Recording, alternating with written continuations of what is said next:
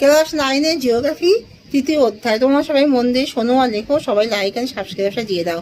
তোমরা দেখো আমার ভিডিওর নিচে সাবস্ক্রাইব লেখা আছে, এই বেলটা প্রেস করে আমাকে সাবস্ক্রাইবটা দিয়ে দাও, তাহলে আমি সাপোর্ট পাবো তোমাদের সবার থেকে। এটা আমার খুবই দরকার। আর যেমন আমি তোমাদের পিছনে খাটাখাটনি করে তোমাদেরকে পড়াচ্ছি, নোটগুলো দিচ্ছি, ভেরি ভেরি ইম্পর্টেন্ট, তোমরাও আমাকে সাবস্ক্রাইবটা দিয়ে দাও।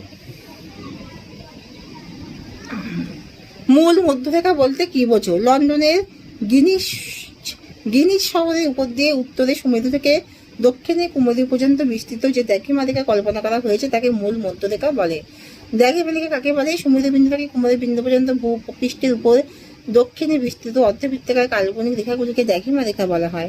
দ্রাঘিমারেখার একটি আদর্শ উদাহরণ হলো মূল মধ্যরেখা।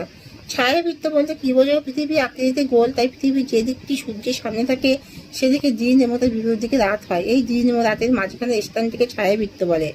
ভৌগোলিক জালক কাকে বলে? মানচিত্রে কোনো স্থানের অবস্থান নির্ণয়ের জন্য অসংখ্য অক্ষরেখা ও দ্রাঘিমারেখা দিয়ে ভূজালক তৈরি করা হয় ও ভূপৃষ্ঠে অবস্থিত যে কোনো স্থানের অবস্থান নির্ণয় করা হয়। সমতল কাগজে অঙ্কিত মানচিত্রে অক্ষরেখাগুলো সমান্তরালভাবে পূর্ব পশ্চিমে বিস্তৃত থাকে।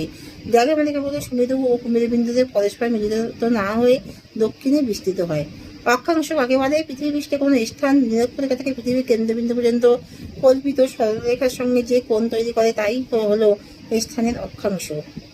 প্রতিপদস্থান কাকে বলে? ভূপৃষ্ঠের উপর অবস্থিত কোনো স্থান বা বিন্দু থেকে একটি কাল্পনিক ব্যাস পৃথিবীর ভূকেন্দ্র ভেদ করে বিপরীত দিকে ভূপৃষ্ঠে যে বিন্দুটি স্পর্শ করে তাকেই ওই বিন্দুটি প্রতিপদ স্থান বলে।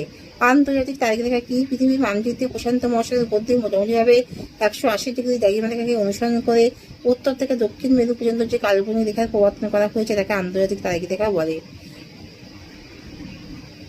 সময় অঞ্চল কাকে বলে? সময় অঞ্চল হল পৃথিবীর উপরে এক নির্দিষ্ট এলাকা যেখানে অন্তর্ভুক্ত অঞ্চলের স্থানীয় সময় একই।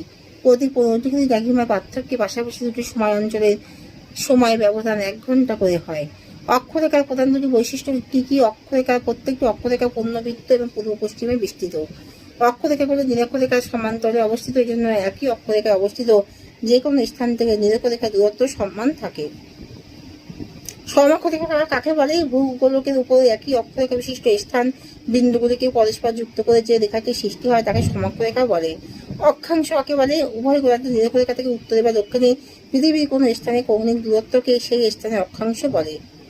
দ্রাঘিমা কাকে বলে? মূল মধ্যরেখা থেকে পূর্বে